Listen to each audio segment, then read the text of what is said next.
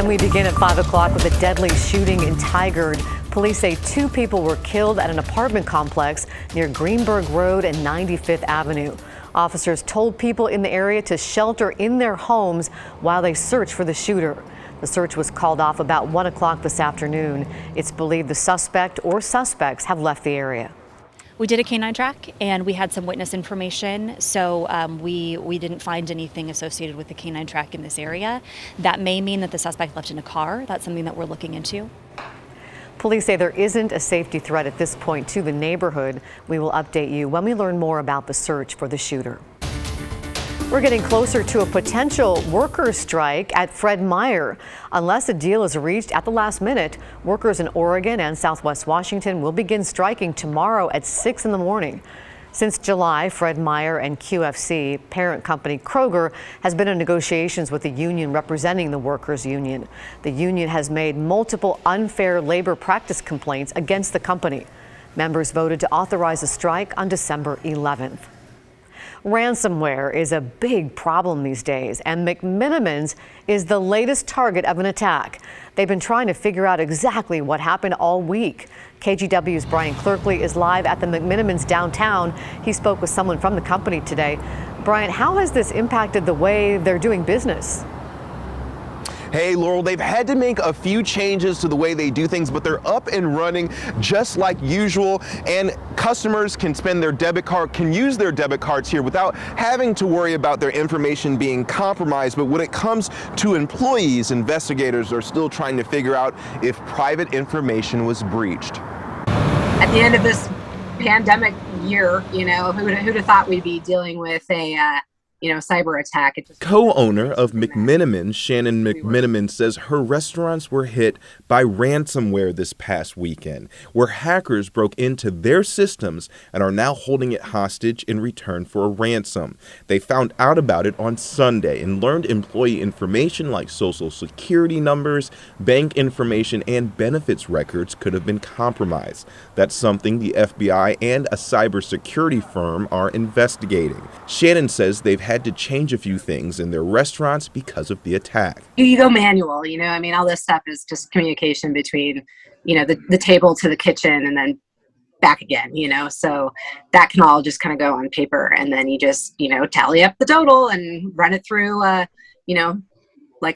run it through a credit card processor that's not tied into a network. Carrie Tomlinson is a cyber news reporter at Ampere News. She says there's a few things companies can do to help prevent ransomware attacks. You need to make backups. As a business, you need to have backups. So if ransomware hits and they're demanding a ransom for you to get your files back, you can say, thanks a lot, but I already have backup. Tomlinson said employees need to be cautious to help prevent cyber attacks. Don't click on suspicious emails, create different passwords for each website you use, and use a multi-factor identification step to add an extra layer of security. But it will happen more and more and more. It's only getting bigger. So if you're not paying attention by now, you need to pay attention. People that have eaten at McMenamins before say they aren't surprised at the ransomware attack. One man says the time card system at his job was recently compromised. And it's really sad to see all this, and I think we're just going to have to figure out a better way. McMenamins is offering credit and identity protection for employees. And right now, the investigation, or officials say the investigation, says that no customer information has been compromised. Laurel. Thank you, Brian. The Evergreen School Board has voted to fire Superintendent Mike Merlino. He's been on leave and under investigation. Oregon Public Broadcasting reports Merlino is facing accusations of abuse of power, including giving his girlfriend favorable treatment. She also worked in the district. Because the firing is without cause, Merlino is entitled to about a year of pay. The board members say they made the decision so the district can move forward. Today in North Portland, a crash killed 2 people. Another person has critical injuries. It happened on Lombard and Chautauqua just before 3 this morning. Police say the car rolled over and hit a utility pole. No other cars were involved, and no word yet on what caused the crash. Looking ahead to the story at 6 o'clock tonight, our team has been working to put a face to Portland's gun violence epidemic. Maggie Vespa's here now with more on that story. And Laurel, as you know, we have a team here at KGW covering this surge in shootings. And tonight we want you to meet a man who came to Portland to escape the violence. Escape violence, in Iraq. 23-year-old Zulfikar Masir was a refugee from Iraq, and he was happy in the U.S., making a living driving for Uber. Last December, he was about to pick up a passenger in Northeast Portland when police said he was shot and killed in a hail of gunfire just doing his job. Masir was an innocent bystander, they said. His family, who spoke to KGW through an interpreter, are heartbroken. What is more painful, they don't feel justice till now. They feel they ignored, they are behind, nobody care for their loss. So the family echoed their friend's point there, telling Kyle Iboshi they're frustrated by how little progress has been made in Masir's case. And that being said, the FBI has gotten involved in this case. So we'll talk more about that at 6 on the story. Boy, you really feel for that family. Absolutely. Thank you, Maggie. Sure. A CDC advisory panel is now recommending Americans who received the Johnson & Johnson COVID shot get a different vaccine for their booster. It's due to rare but potentially life-threatening blood clots linked to the J&J vaccine. At least 54 people in the U.S. have been hospitalized. 9 have died. The panel says the Moderna or Pfizer vaccines are preferred for adults. Today marks 1 year since the COVID vaccine became available to Oregonians. On December 16th of last year, Dr. Ryan Thrower gave her first COVID-19 vaccine during Governor Kate Brown's news conference. Thrower was the first dental resident in the United States to administer a COVID-19 vaccine. It was a historic moment. Now here we are 12 months later, and the push is on for boosters as the Omicron variant spreads. Dr. Thrower says this was not the year she expected.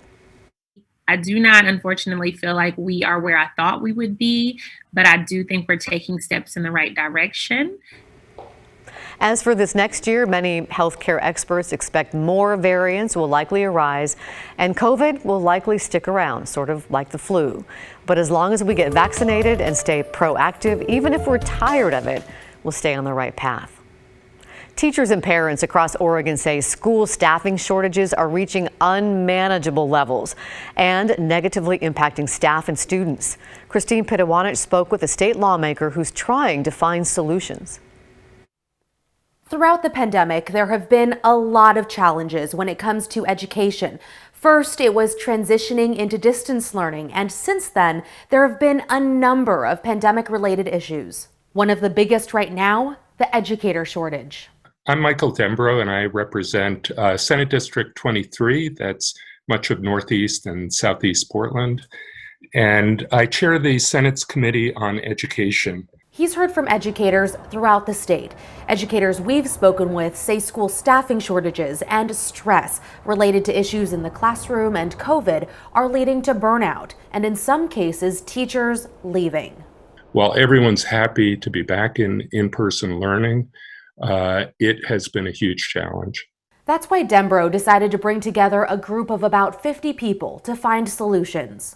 So this group includes lawmakers, it includes teachers, it includes classified workers, it includes administrators. It's a large group, but we've broken it down into a series of subgroups. There are 8 or 9 subgroups. You know, there's one on special ed, there's one on substitute teachers, there's one on how do you deal with this challenge of teacher burnout? Their directive to come up with short-term recommendations. And those are going to be collected and will come together again on January 7th. Dembro says short-term solutions could include helping districts with signing and retention bonuses. But of course, more recommendations will be developed in the coming weeks. The hope is for legislation to be passed by the end of February, and with an emergency clause, changes could be implemented right away. Dembro, like many others, say there were staffing issues and challenges before COVID, but the pandemic exacerbated them. Once short-term solutions are implemented, the group will then focus on medium and long-term solutions that involve issues like compensation, recruitment, and retention. Christine Pitawanich, KGW News.